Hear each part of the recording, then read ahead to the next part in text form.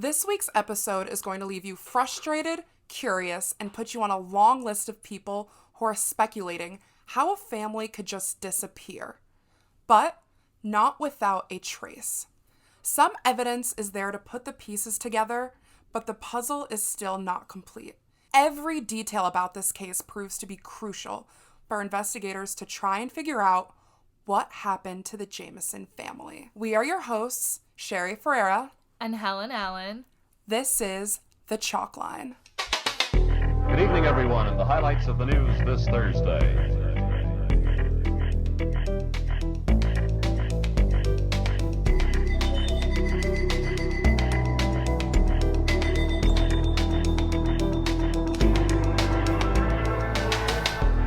The Jamison family lived in Eufaula, Oklahoma in 2009. During the 2010 census, the population was around 2,800, so it's safe to say that it was a small town. Okay. The family consisted of the father, Bobby Dale, who was 44, and mother, Sherilyn Leanne, who was 40. And together, they had Madison Stormy Starr, who was 6 at the time. These people can't just, have one name? No, 3. 3 they max. They need 2 minimum.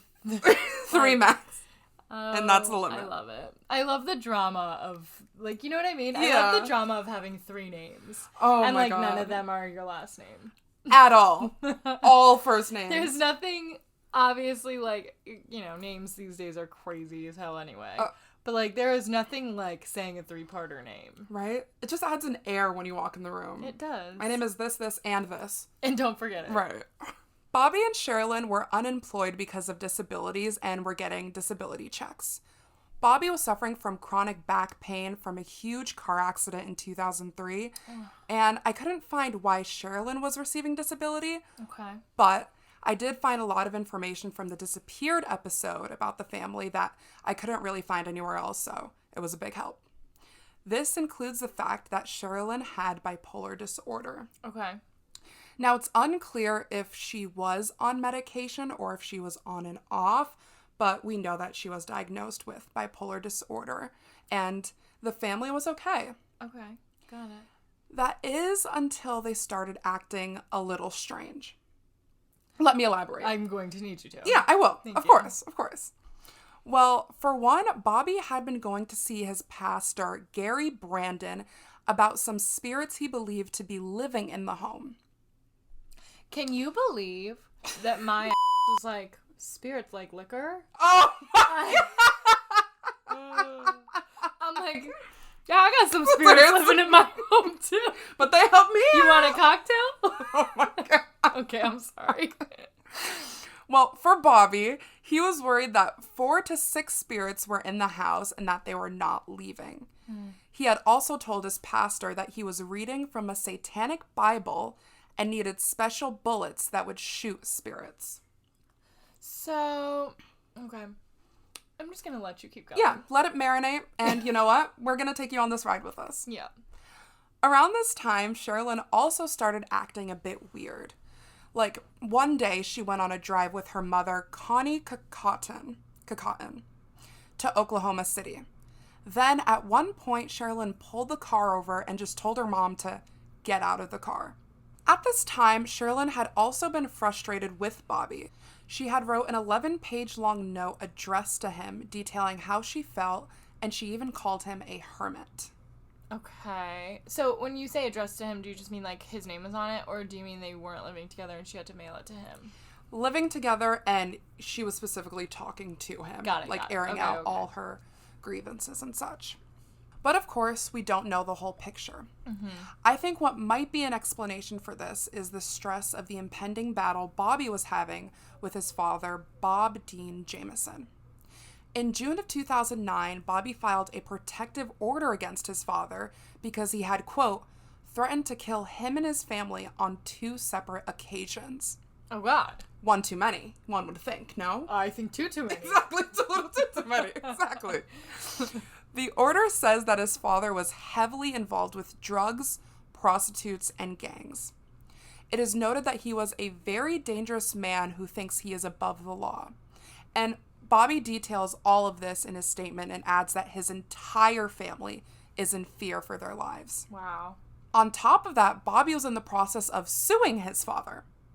Listen to this. Okay. Bobby's attorneys say that, quote, Bobby Dean Jamison enticed Bobby Jamison, so his son, to work for free at a gas station in Oklahoma City for numerous years without any compensation. What are we using enticed here for? Huh? Like, he baited him. I was like, come work for free. Yeah, like, I don't know. Was he a cat with a toy? I don't know. Enticed him? I honestly think they're just trying to punch what a bizarre in that. Word. Yeah. They're definitely trying to. They have their own agenda. Yeah. But this was all done with the understanding that the station would be half of his when he was older. And clearly that... Enticing. Sorry. But clearly that had not happened, and Bobby wanted what he was owed. All of these small instances or weird blips are seemingly nothing to worry about in the grand scheme of things. Okay. But, as you guys will find out, nothing about this case is what it seems. Oh my god, I'll take your word for it, but I feel like you should worry about your dad just saying he wants to kill you. Oh. I don't know. A protective order. I don't know, my dad never said that to me. So, but you know, to each their own. This all brings us to October 8th.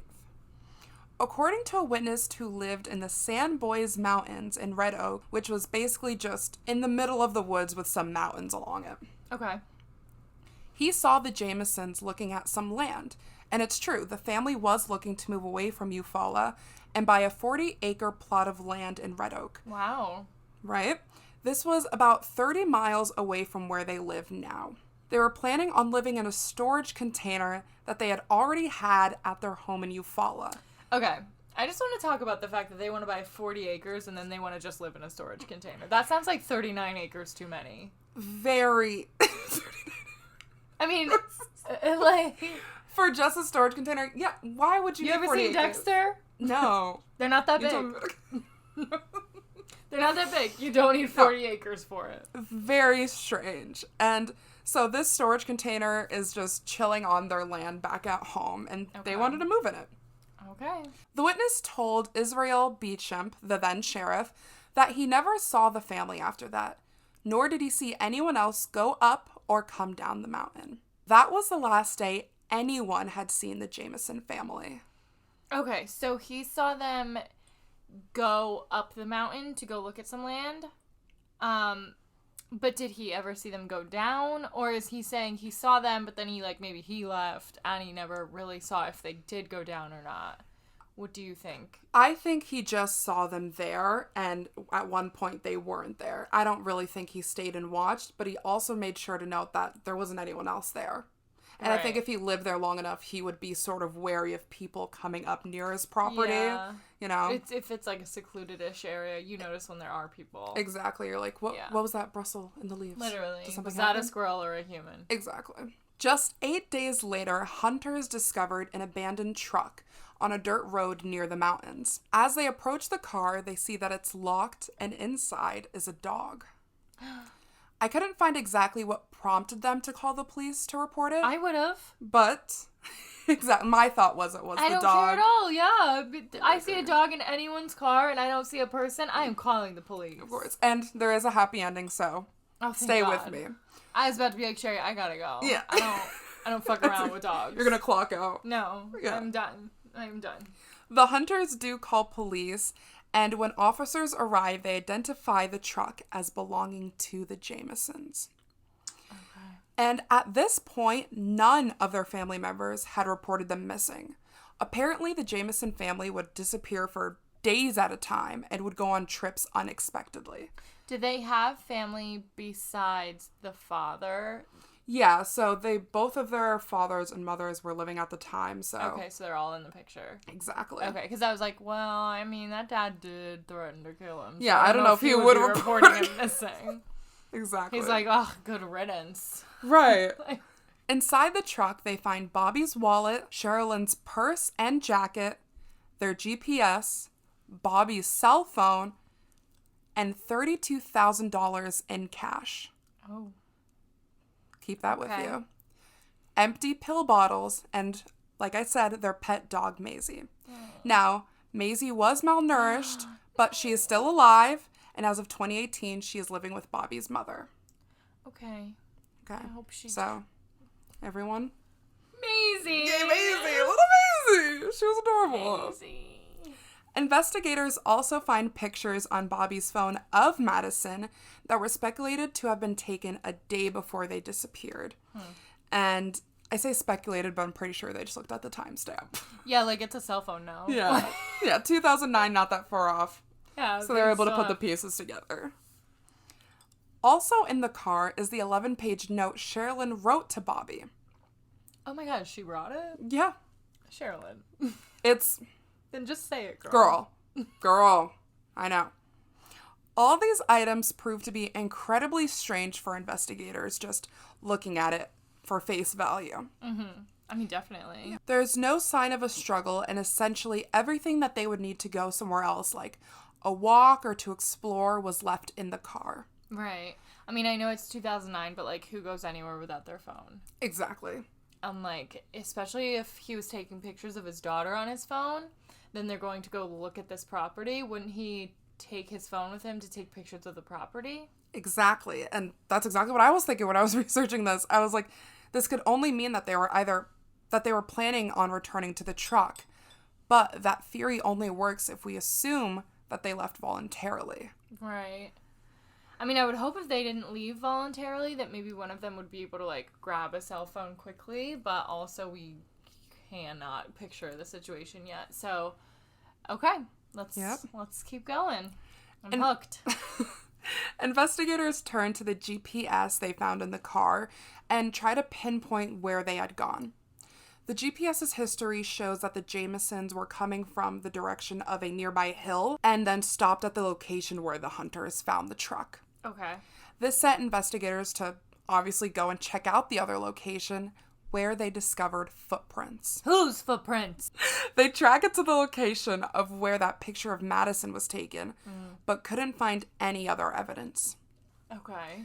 The very next day, a search party was made up of about 300 volunteers. They went all out with police dogs, helicopters, mules, and horses. Have you ever even seen a mule? No. Let alone, would you see one dressed up as like a police My mule? closest reference to a mule is Donkey from Shrek, and I don't even think that's accurate. No, because he was Donkey. And in the morning, I'm making waffles. But with all these extra hands and four-legged creatures, they weren't able to find any signs of the family. Oh, wow. With the search turning up no new evidence, investigators focused their efforts at home. They were able... I'm sorry. I just can't stop picturing this mule, a police mule, searching, and he's just thinking in his head, and in the morning, I'm making waffles. Because he's like, this. Literally. I mean, I don't know how they do things in Oklahoma, but very, very cool. It's very cool. I love it. I like it. I love this. I love this energy that they're putting awesome out. Exactly. They were able to uncover security footage from outside the Jamison home the day they disappeared. Oh, yeah. Okay. The camera shows the family making multiple trips from the home and to the car. They were packing a bunch of items into the car. Beauchamp described their movements as trance-like. It seemed very methodical to me in the way that they were moving. Trance-like? Like as if they were drugged or something? Yes. Okay. So Beauchamp later hired an expert to look at the footage, and they said the only explanation that could be for them moving in this manner was that they were on some type of drug. Okay, but I mean, I know that the footage is old and like there's a chance that the release footage is not the full video of what happened that day or whatever, but I'm kind of questioning if maybe they had like a set plan in mind, because like what were they packing, and like it was clearly enough to like they had multiple trips or whatever, so like why I mean it feels like it was a planned trip. I understand that it was trance-like and whatever when they were packing, which means maybe they were on drugs, but also it feels like methodical in a way. Exactly. And if you guys go and watch the video, you can Google it, or we'll link it down below. It's literally just on YouTube. You can see that their movements are almost stoic. They're not scrambling for anything. They're going inside, getting something, coming back, and packing it. So I agree. It does look very methodical. Like they had a set plan in mind before leaving the home. So my question now is, like, what could be the argument here? What, if, like, we're saying their movements were trance, like, what do we think that means, you know? I'm thinking it means that they were on some type of drug. And actually, in the Disappeared episode that I mentioned, it states that the most common drug in that area was methamphetamine. So what about the daughter? Was she helping pack it? In the footage, it doesn't show her. I'm assuming maybe she was still in the home or in her car seat or... Well, yeah, no kid is, 6. like, really that active in helping. Or parents are like, just get in the car. You're not going to be much help. You're just going to be a nuisance. Yeah. You know what I mean? So I could understand her just, like, being in the car or being in the house until it's time to go. But that was my question is, like, how is she behaving? Because if they are trance-like, what would her movements look like? Oh, it would be so telling. And I wish we did have more, but even in the footage that they did release, it seems almost incomplete. Mm-hmm. But from what we do have, it does look very interesting. Okay. The footage also shows instances of the family just stopping in the middle of what they are doing and just staring at each other. And oh, wow. That's weird. I know. It was noted a lot in different sources that I looked at, and I attributed it to either they're talking to each other or they really are just stopping and staring at each other. I mean, can you see their mouths? No. The quality is very much not HD. Very much not HD, girl. It was in 2021. Yeah, it's okay. But it was something they definitely noted. Okay. It also shows Sherilyn packing a brown briefcase into the truck that would later turn up missing, along with her .22 caliber gun. Oh. Yes. This kind of shook things up for me. And another thing that they mentioned in the Disappeared episode was that the gun was kept mostly in the car. So for it to have been missing when they looked at it, like when they examined the truck and found it abandoned, was very strange. Right. So they either disposed of it somewhere, someone else disposed of it somewhere. Exactly. Wow. That's what my mind led. A million different possibilities, though. Yeah. After talking to Sherilyn's family, they find out that the camera was initially put up because of their fear of Bobby's dad. Okay. So I thought that was definitely worth mentioning. Okay. Yeah, sure. But with no sign of the family and no suspects, the case goes cold. For 4 years, everyone is left wondering what happened to the Jamisons, and a lot of people speculated the family had even faked their own death or were murdered. Okay. This was, of course, fueled by that $32,000 in cash that was found in the truck. It really sent people into a spin. Like, they couldn't wrap their heads around it. It was perplexing. Yeah, because what would make someone want to fake their own death but leave $32,000? I mean, unless you are a billionaire. Oh. Like, or millionaire, I guess. But, like, the thing is, like, $32,000, as much as it's, like, going to be helpful to the ploy of, like, oh, I'm dead and I didn't take this with me, it's like, maybe you need that if you're not actually dead. Exactly. So, that's what I can't wrap my head around faking the death, because it's just, like, they probably wouldn't have, of all the things to frame your own death, you don't need to do it with the money. Yeah, you really don't. And that's what people are thinking. Everyone's head is still spinning until November 16th, 2013. Apparently hunters are finding everything these days. I know. Let me tell you. Just give they them are a just badge give them and a salary and just... Hey. I was like, more hunters? Really? But I mean, maybe what we need in 2021 is a police reform, and we just have hunters take their place. Right. I love it. I mean, they're doing the damn thing. Like, defund the police, but fund hunters.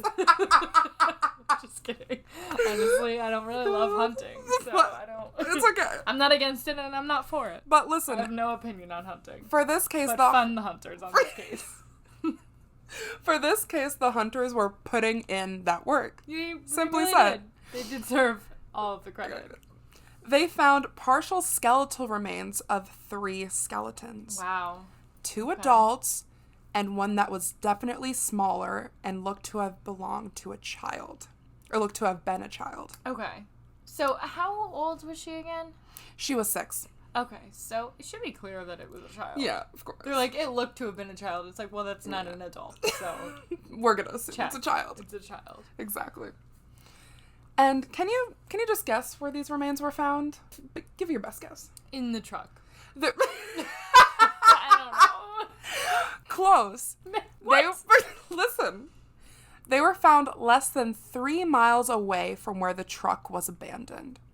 It was in the... Okay, 300 people showed up for that search, and not one of them could search 3 miles away the truck.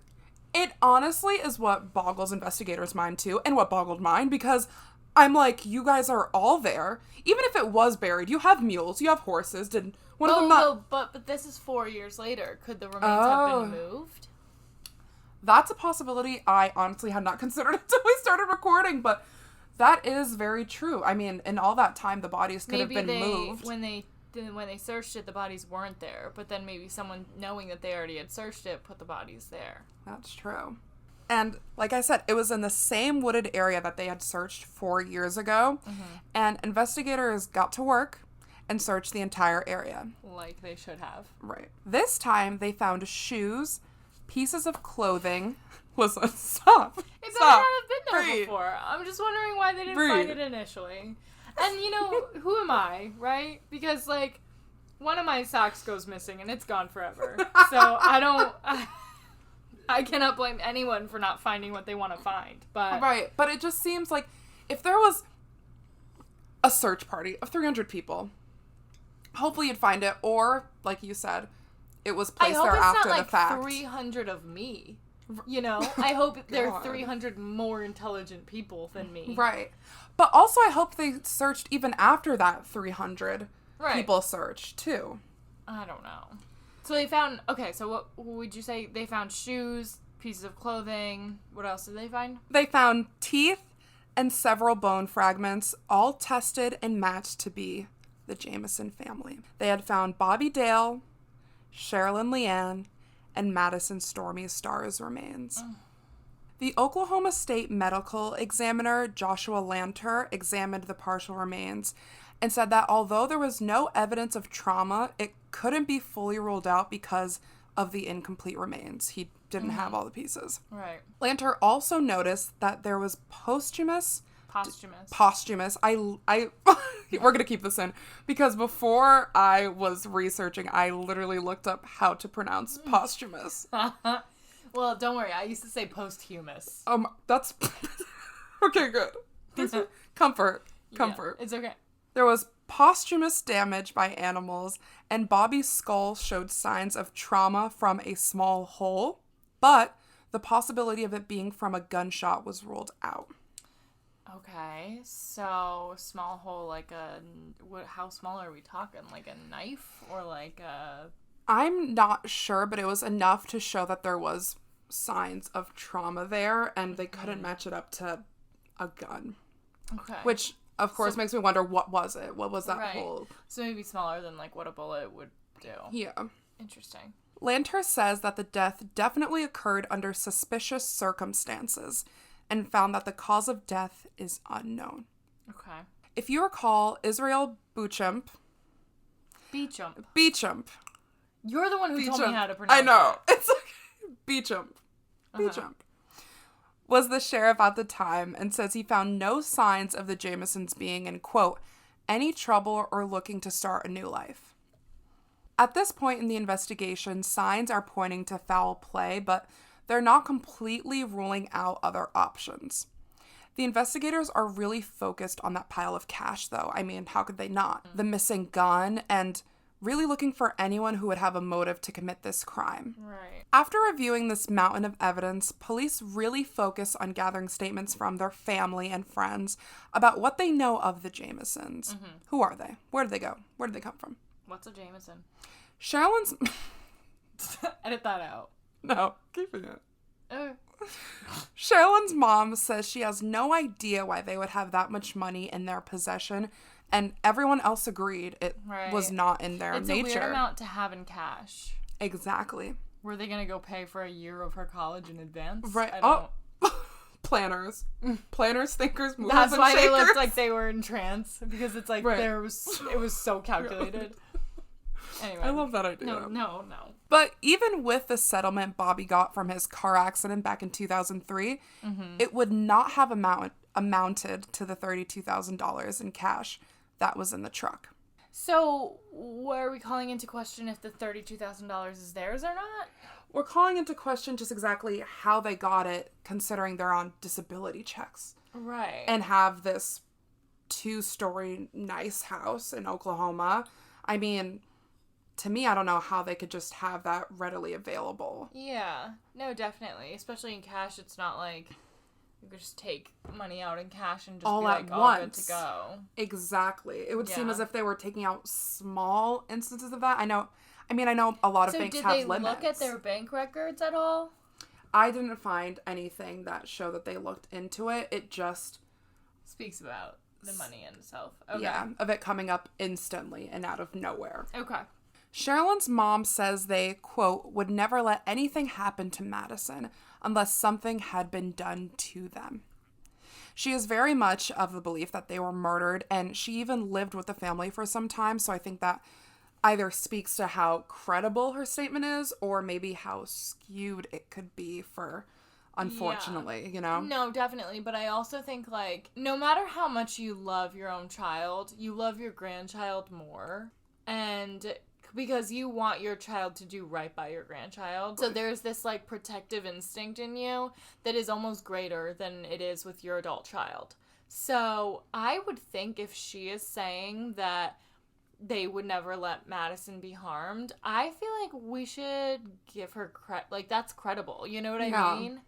As a grandmother, it's like you never want anything to happen to your grandchild. And if you have any inkling that something could have happened, you're going to out it. Yeah, I feel like you'd step in right away. So her saying, like, I don't think they would have put her in danger, I almost feel like that's pretty credible. Yeah. And that's something I honestly hadn't considered until now, because that is a good point that you bring up, that you would step in indefinitely for your grandchild. Yeah. I mean, I know Yeah. our parents would If I was not right to my child, oh my god, my mom would straight up me up. Right.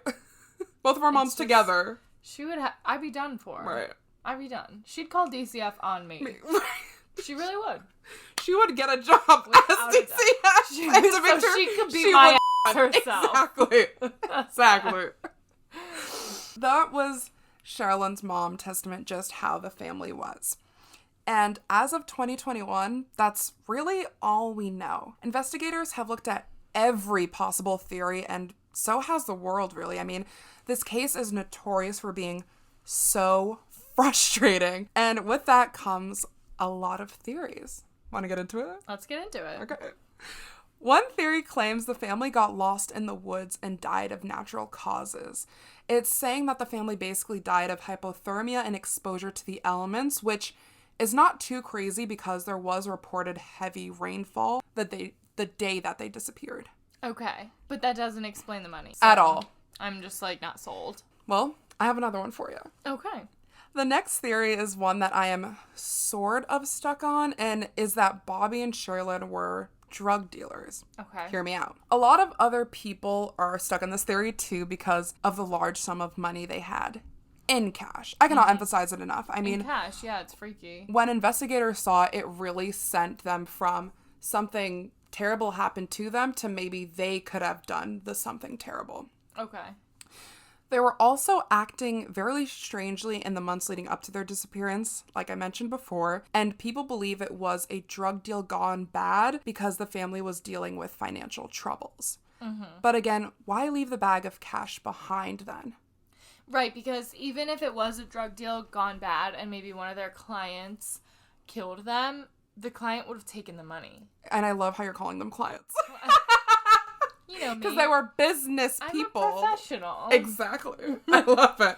But right, like I agree. They would have taken the money if the whole issue was money. Any sane person. Unless it was a drug deal gone bad, but not because of money. Which is another branch off of this theory, really. Right. Because that is true, you know? Because like, it could just be a personal debate that... And not all people who use drugs are in such a financial strain, exactly. You know? I mean, some of them use it just be someone who doesn't have money problems that got pissed at them. After viewing the footage, police agree that this cannot be ruled out. Like I said before, Sheriff Beecham, thank you, I'm keeping all of these in, hired an expert to view the footage, and they said that the only explanation was drugs. And of course, that's just... Well, yeah, he did mention that they looked like they were in a trance. And that's what I can't get around. It's like when someone says someone is trance-like, you're not... It would take a lot for you to think someone is trance-like. Exactly. Especially if you don't know a person. Even more, right? Because you don't know a person, so you can't assume that their movements are trance-like. Because you're like, maybe they just move like that.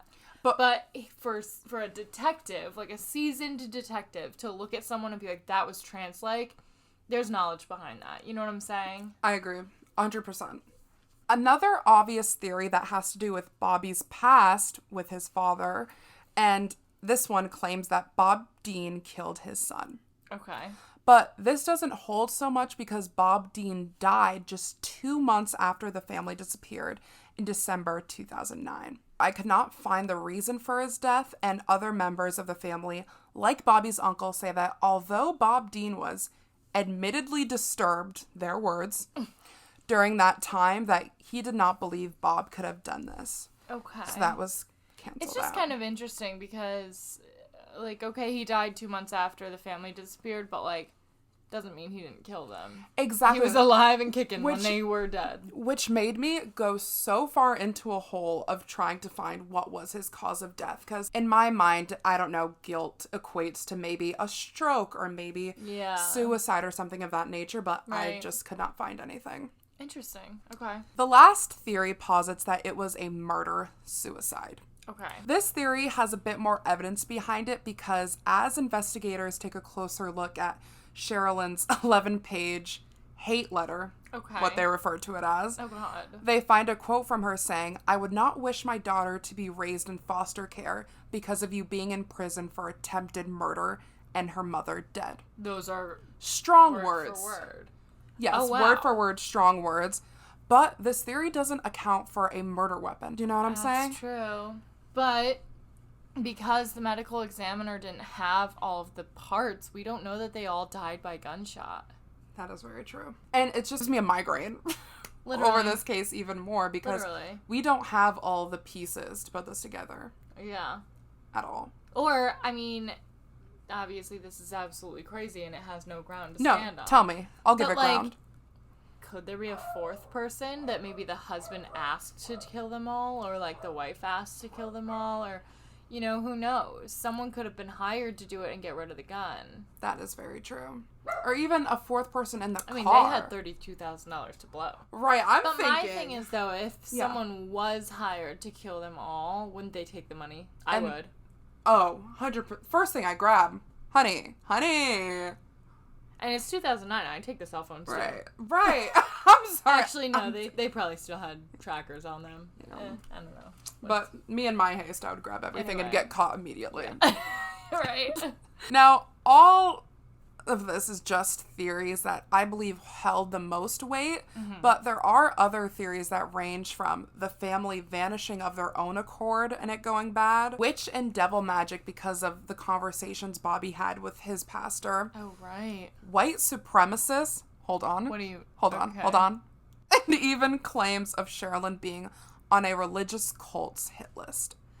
Okay. In the Disappeared episode about the Jamisons, Sherilyn's close friend claims to have gotten a phone call from a woman who was a part of a white supremacist group and that they had Sherilyn on their hit list, but... Oh, and she was just an enemy of in their white bad supremacists. Graces? I don't know. Sherilyn. Yeah, okay, Sherilyn. Right. I love her little rap sheet. But that was the only thing I could find about this. No other really sources mention it, but I thought it was fun to put it in there and just to put it out there because some people have those beliefs of spirits, of witch and devil magic, so you never know.